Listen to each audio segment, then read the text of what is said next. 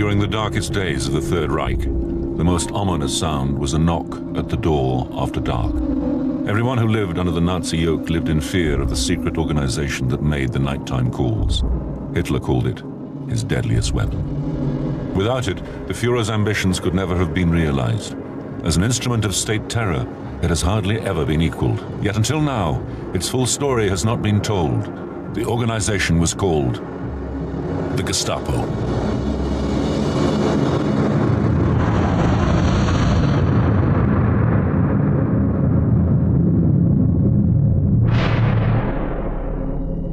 The Gestapo was an organization shot through with contradictions.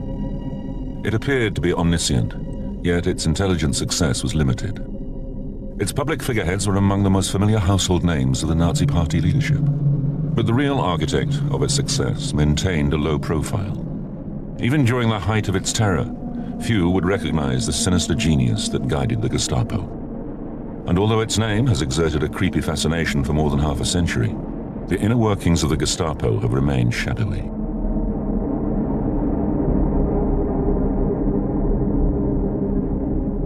But there is evidence. There is insider testimony from the very center of the Gestapo machine. Double agents and resistance spies add their voices to those of the regime's victims. Many are now dead, but their words, recorded in diaries and journals, which are dramatized here, live on.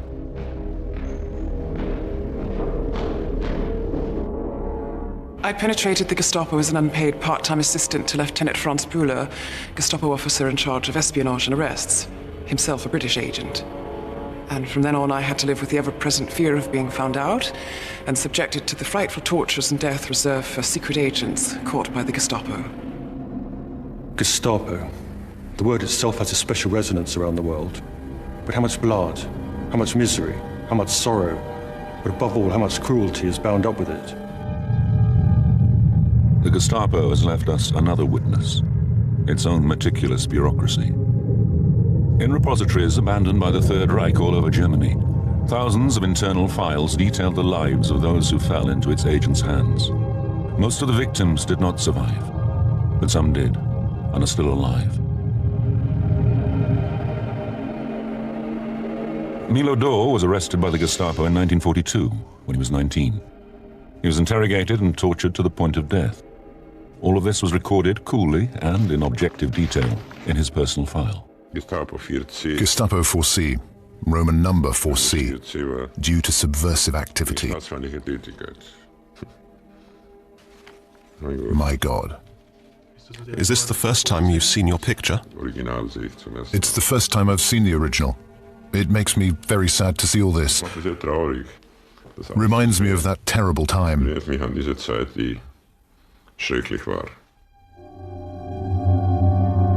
The name Gestapo summons up the full horror of the Nazi secret police, although it was only one of a network of equally ruthless state security agencies. Its image is that of a flawless, icily efficient machine. By reputation, its network of officers covered every inch of occupied Europe. Yet it was actually a small organization. In 1941, there were only 8,000 officers to oversee more than 70 million people. The archetypal Gestapo officer is a saturnine figure in a black leather trench coat. But in fact, most of the Gestapo's employees were quite ordinary, faceless bureaucrats.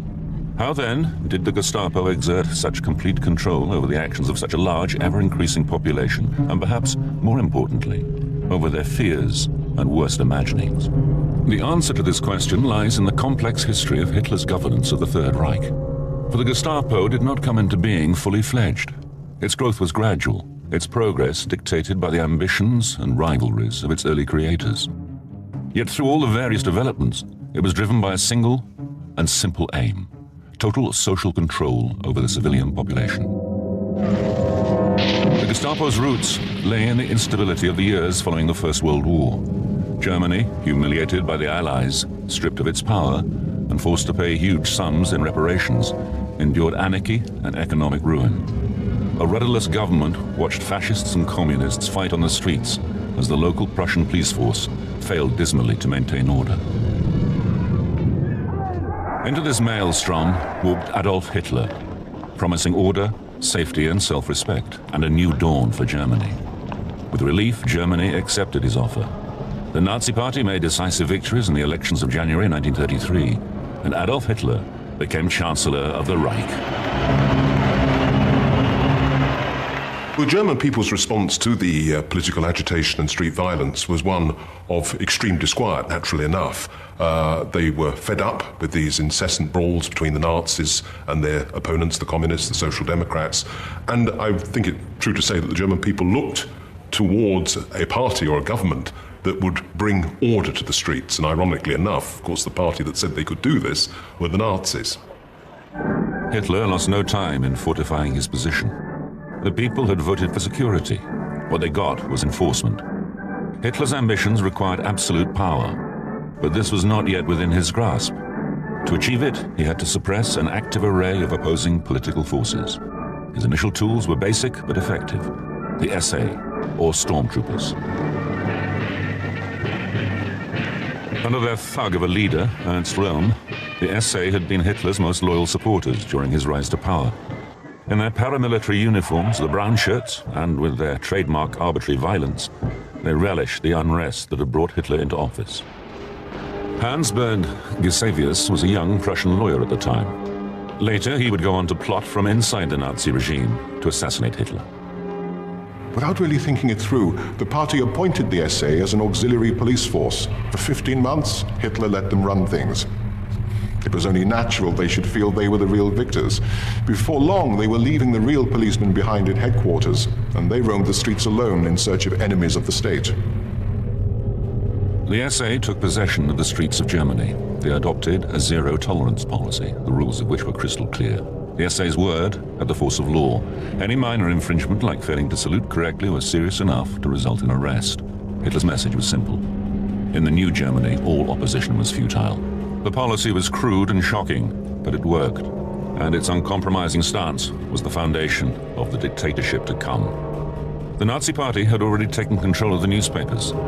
They ran repeated scare stories about the Marxist threat, uncovering alleged plots and fomenting fear of revolution among ordinary citizens. The SA took this as permission to target any organization they chose.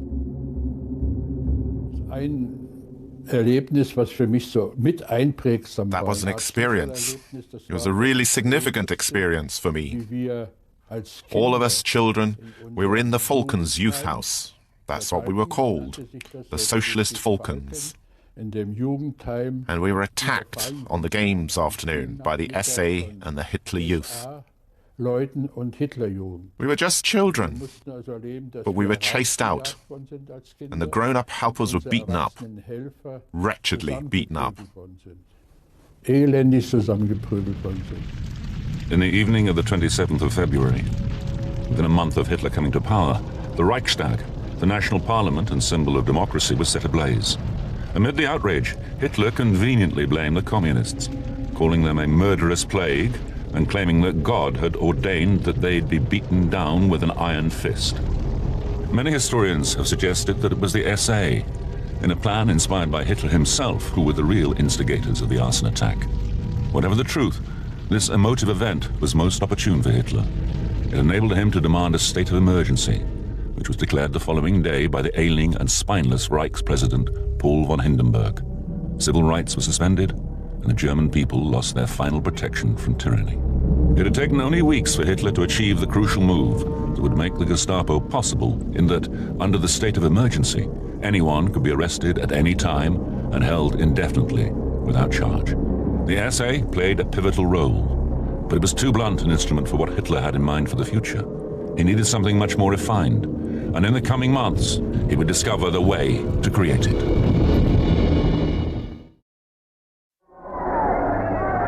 In 1933, Germany had voted Hitler and the Nazi Party into power and allowed all civil rights to be suspended. Hitler was working on his master plan for the Third Reich, but meanwhile, the auxiliary police, the brown-shirted SA, were in control of the streets. They made so many arrests that they ran out of jails in which to put their prisoners. At this time arose the bunkers, the terrible private jails of the SA. Taking away unfortunate victims became a customary right of the SA. The sort of violence that went on in our cities is almost beyond belief. These so-called wild camps were improvised prisons. In Oranienburg, for example, a disused brewery was commandeered. While the propaganda films showed the place as a disciplined and civilized re-education center complete with morning exercise, the truth was horribly different. 900 people were crammed in here at the mercy of the SA, who tortured and killed them with a completely free hand. Everyone had their turn, of course. The Red Front, the Social Democrats, anyone who wasn't a fascist, and the Jews. The SA's anti-Semitic campaign had gained momentum steadily since Hitler's takeover. Joseph Goebbels, his propaganda minister, legitimized it by announcing punitive measures against all Jewish businesses in Germany. Heute Morgen um 10 Uhr hat der Boykott begonnen. Wird bis die Mitternachtsstunde fortgesetzt. Vollzieht sich mit einer schlagartigen Wucht, aber auch mit einer imponierenden Manneszucht.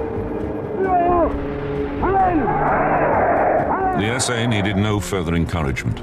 Their behavior became even more outrageous, and it was the Jews who bore the brunt of their violence and intimidation.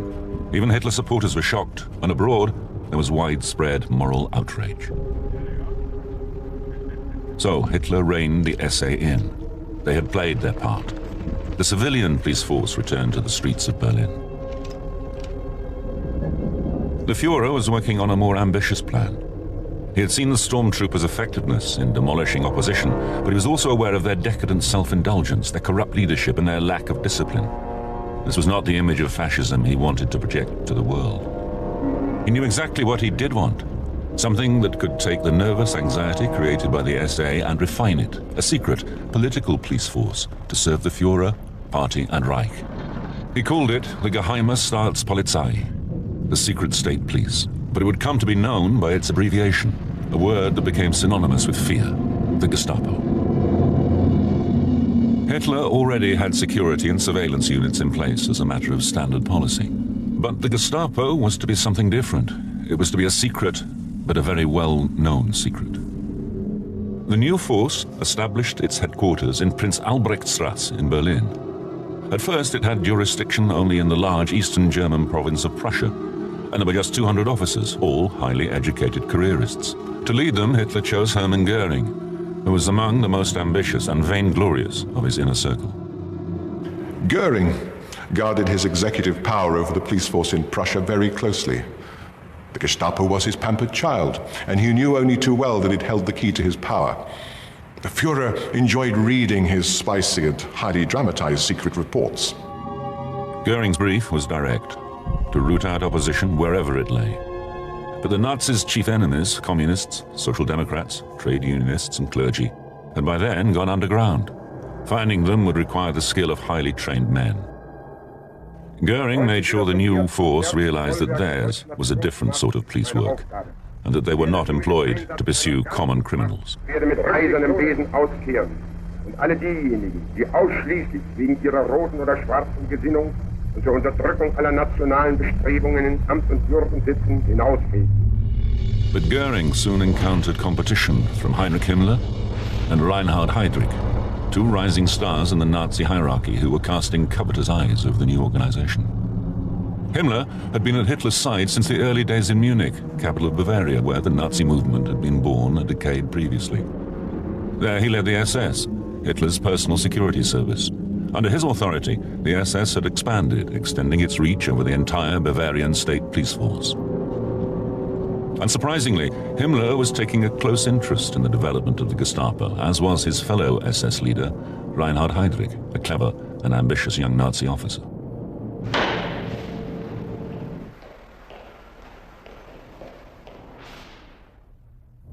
Heydrich was the hidden pivot around which the Nazi regime revolved. The development of a whole nation was guided by his forceful character. Heydrich was, in fact, the puppet master of the Third Reich.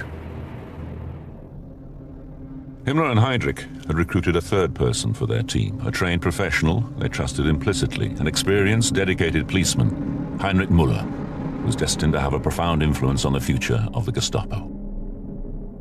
Müller joined the Munich political police as his first job, and he made a name for himself as a very effective surveyor of the communists. He, in many respects, fitted the mold. He was ambitious, he was ruthless, he was committed, he was obedient, and although he wasn't a Nazi before 1933, Heydrich and Himmler were very clear that this is the sort of person whose experience they needed.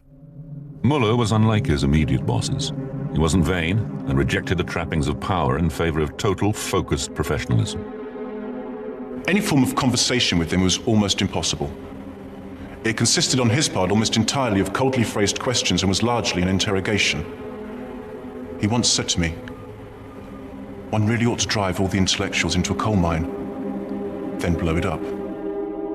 Even as the fledgling Gestapo was establishing itself in Berlin, the SS triumvirate in Munich embarked on a new scheme that was breathtakingly despotic. Building on the idea of the bunkers, they were setting up a camp near Munich in a suburb called Dachau. Here, the SS planned to concentrate all those persons deemed arbitrarily to be enemies of the Nazi state. By the summer of 1933, the scheme had taken off in style. 26,000 people of left-wing views, trades unionists and intellectuals, artists and priests had been interned in camps across Germany, several thousand of them in Dachau. Anna Proll was a member of a resistance group. Several of her friends were arrested for their political activities in 1933 and taken to Dachau. The communist, Leonard Hausmann, was in the workers' home. I told him about the posters on the billboards, that Hitler is now Chancellor of the Reich. He then packed a few things and left his office. He didn't run away. He simply left the office. And when they arrested him, that was in March 1933, they took him to Dachau, where he was shot on the 17th of May. Und dann haben sie ihn nach Dachau und am 17. Mai wurde in Dachau erschossen. Presented to the outside world through the international press, Dachau was described as a rest camp. The truth soon became obvious.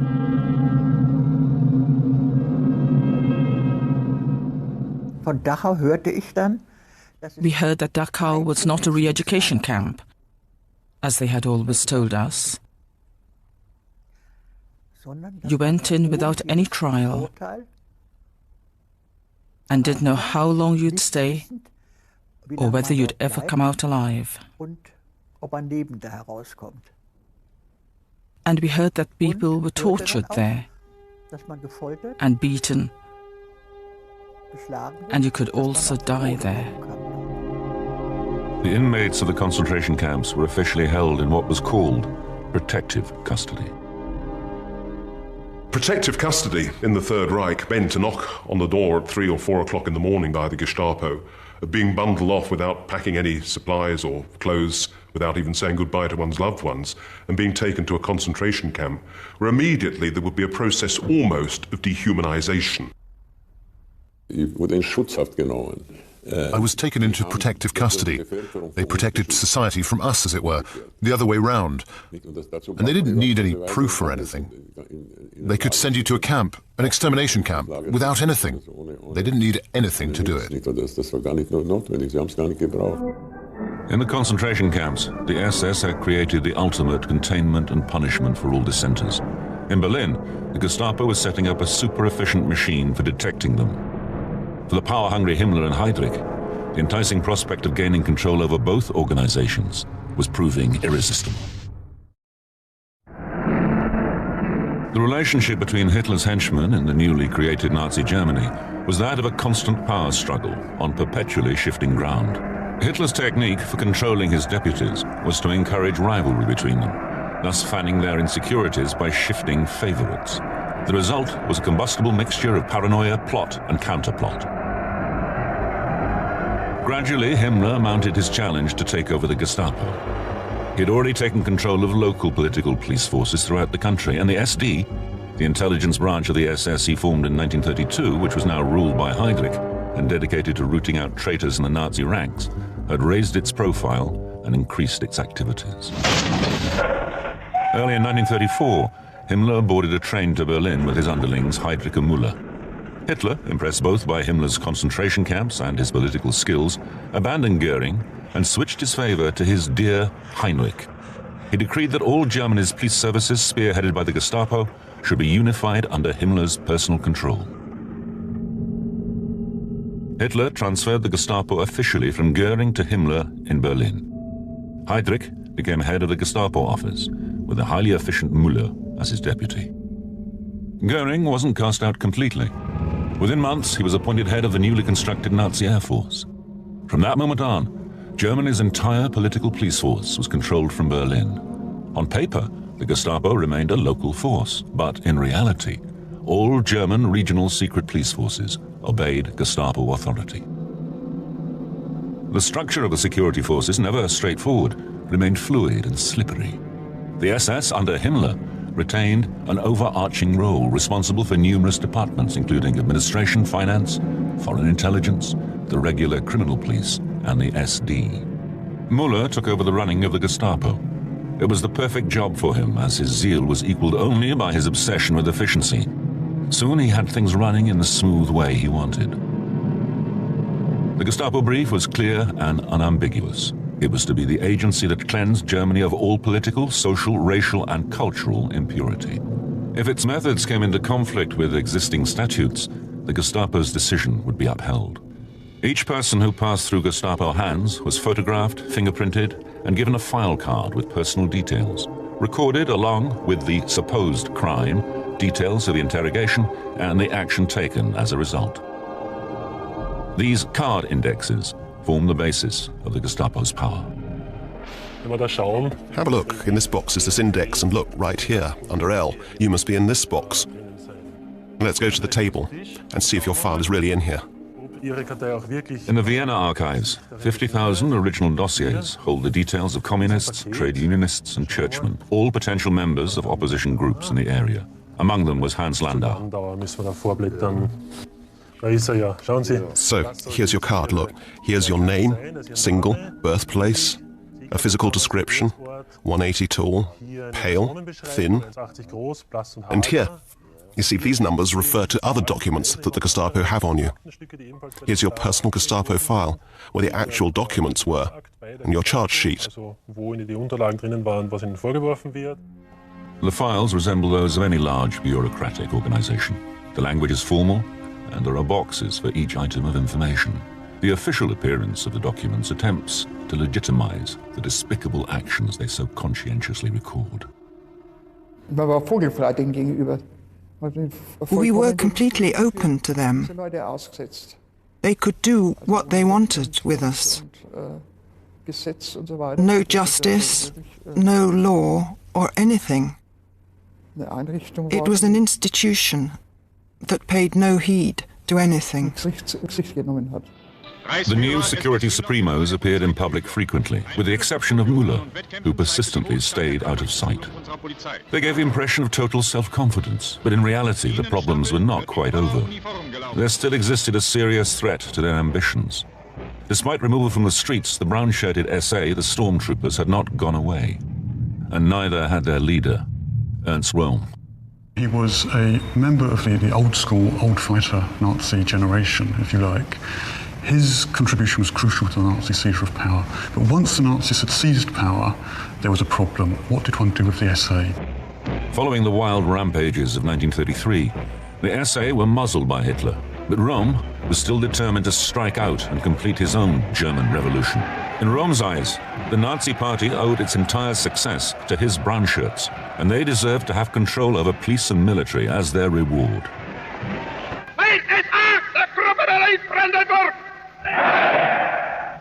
Dass es mit das Verdienst jetzt einzeln nicht der einfachen SA-Mannes ist, wenn heute ein anderes Deutschland Welt gegenübersteht. Sieg! Sieg! The situation was complicated by the fact that Röhm was one of the very few men who were on familiar personal terms with Hitler. He was the Führer's chief of staff, and in public at least, Hitler supported Röhm in his aspirations. Eine große Zeit ist angebrochen. Und wir sind nur ihre lebenden Zeugen, sondern ihre Gestalter. Röhm was convinced he could transform his undisciplined squadrons into cadres for the army of the future. His idea was simple and logical. The sooner he took advantage of the first upsurge after the seizure of power to hack through the jungle of laws and the mazes of foreign policy, the sooner his revolutionary army would become the German army of the future. Rome was becoming a problem. Hitler, adopting his usual technique of divide and rule, set up his other henchmen to topple the troublesome Ernst Röhm. The beer hall rowdies of the SA were beyond the pale. They represented the most extreme, violent, and fanatical elements of the Nazi movement in those days.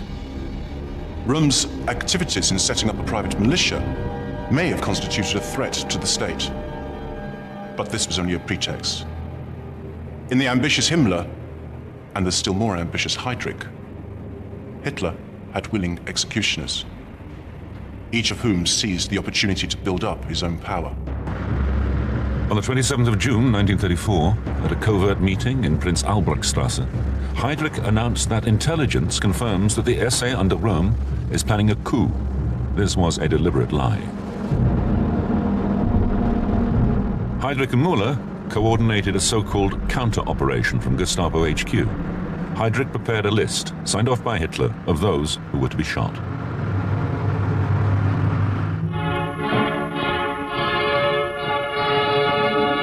Within days, the newsreels were trumpeting their success. 90 internal opponents, including Ernst Röhm, had been liquidated in the Purge, which became known as the Night of the Long Knives.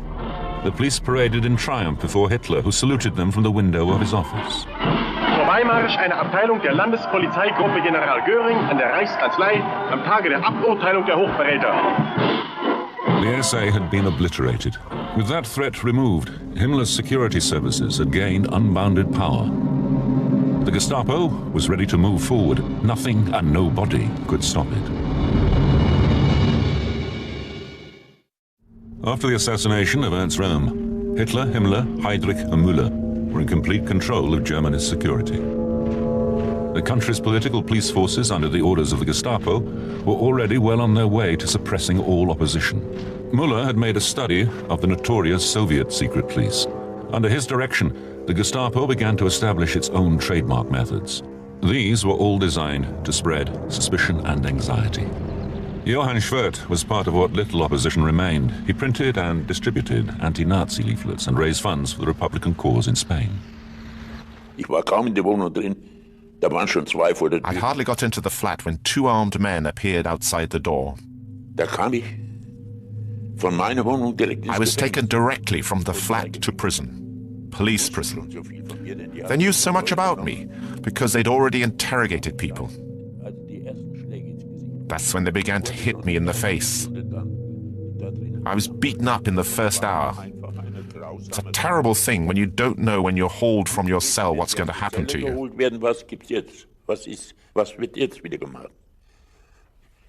I had a thick sweater on when I was arrested. I kept it on day and night as protection. Because I knew that whenever I was taken below, I'd be beaten.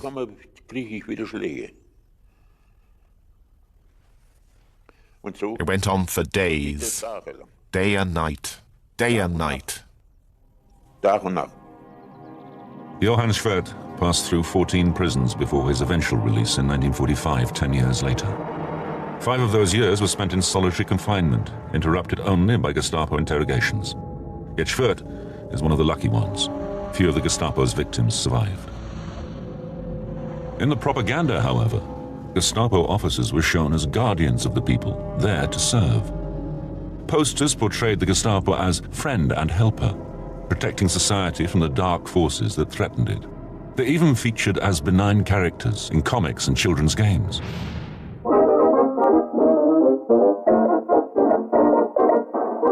It was all part of Müller's carefully conceived strategy, designed to create a specific image of the Gestapo in the public mind. That image was of an all-powerful body able to destroy its enemies at will. The classic Gestapo knock on the door, sudden, swift, and anonymous, underlined the illusion of total control. To reinforce this fiction, Müller encouraged the belief that the Gestapo was everywhere. Propaganda stories were also planted in the newspapers to strike fear into potential opponents. The reports described a constant stream of arrests. In effect, they were lengthy advertisements for Gestapo power. We talked about how the Gestapo watched people and ensured that no one said anything bad about the regime. The great strength of the Gestapo was the publicity, or more specifically the propaganda surrounding it, the myths surrounding it, that the Gestapo were here, there and everywhere, so that any German, when making a comment that was going to be mildly even adverse to the regime, would look over his shoulder, and it was known as the German look, the Deutsche Blick. In fact, the Gestapo's knowledge was less comprehensive than its carefully crafted image of omniscience implied. But the accumulation of information was nevertheless much greater than could be expected of such a small group of officers. How was this achieved? The answer lies in these files. Meticulously maintained, they record millions of pieces of personal information. And most of the information was given to the Gestapo by informers. It was the German people who did much of the Gestapo's work. The officers were employed largely to analyze and collate the data that was brought in. I said, "What's up with you?" "A tailor about 50 years old. My daughter has denounced me and my wife. She wanted to marry an SS man, and the parents didn't want her to. So she went to the Gestapo, and the parents were arrested." It wasn't only personal issues that got reported. There were a lot of people that were quite happy to inform on their neighbours if they were making adverse comments about the Hitler regime.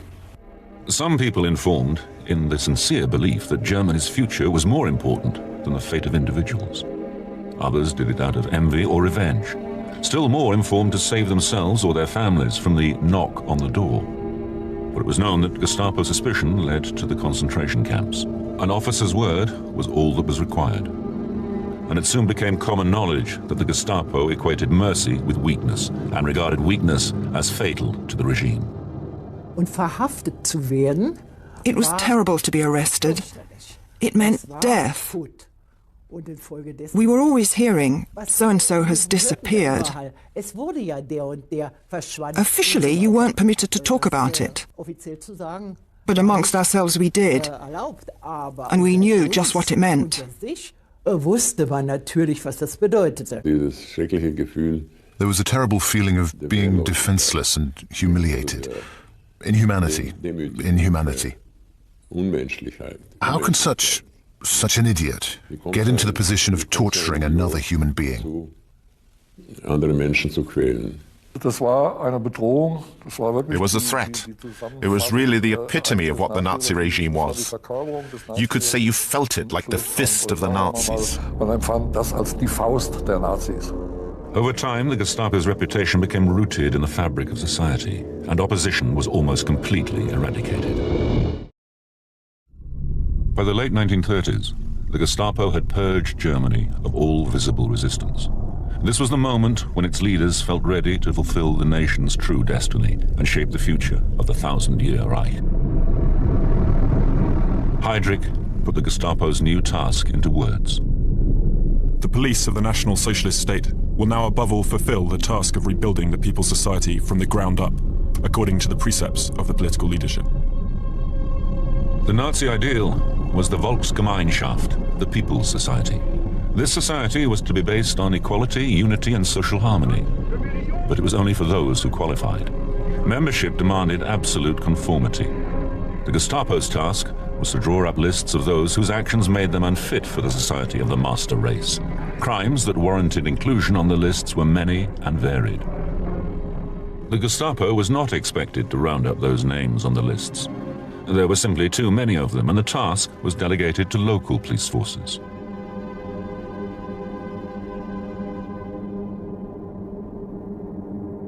One major group targeted by the lists was the Jews.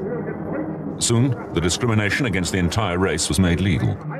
On the 15th of September 1935, the Nuremberg laws were enacted and published.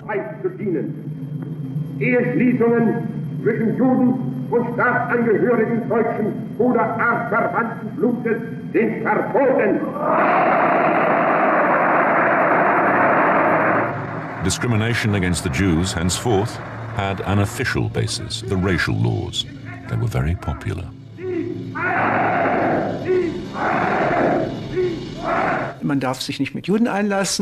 You weren't allowed to mix with Jews. I even saw how someone was brought out, a woman, who had had a Jewish boyfriend. And she had to wear a sign saying, "I'm a great swine, I go with Jews." A new kind of pseudoscience entered the curriculum. I was a so-called first-degree half-breed, and Hitler hated them especially, because the Nuremberg laws said I couldn't marry one of those so-called Aryans, but I could marry another half-breed, because the resulting offspring would be a cretin, and the child could then be murdered straight away. That's what we were told, and I just sat there and thought, this can't be happening. The teacher said something like, I've remembered it my whole life. He said, in this school year, we're going to look at racial studies. And I can tell you right now that Löwenberg belongs to an inferior race. That's all that he said. And I went home bawling my eyes out. Das war alles, was gesagt hat. Und ich bin dann heulend nach Hause gegangen. The Nazi hierarchy worried not an iota about the effect of their legislation on children. They were more concerned with increasing their own power base. Himmler was now so popular with Hitler that he was appointed head of all the German police, which meant effectively that the police force became an arm of the Gestapo power, not the other way around. The Gestapo's tentacles were creeping further around the heart of German society. So effective were the Gestapo officers in carrying out their domestic duties that by the end of the 30s, they were ready and poised to spread their influence even further. And Hitler had a fresh role for them. He intended to expand the Third Reich, and the newly conquered territories would need to be pacified. He assigned the Gestapo the task of dismantling resistance abroad. Heydrich prepared the plans. The Gestapo was assigned to accompany the armed forces of the Wehrmacht on their first moves abroad into the territory of Germany's friendliest neighbors. Müller told his most trusted officers to draw up secret lists of all the individuals likely to cause trouble. They would be arrested and removed as soon as the military movement began. Austria, in March 1938, was the first country to be annexed.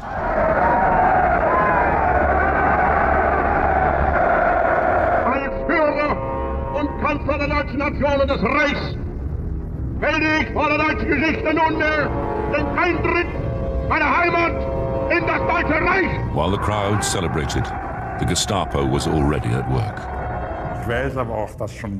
All I know is, on the first night, they arrested the former authorities from between 1934 and 38, and everyone on the left. Communists, Social Democrats, and liberals alike. A few months later, the Nazi army marched unopposed into the Sudetenland, the German-speaking area of Czechoslovakia.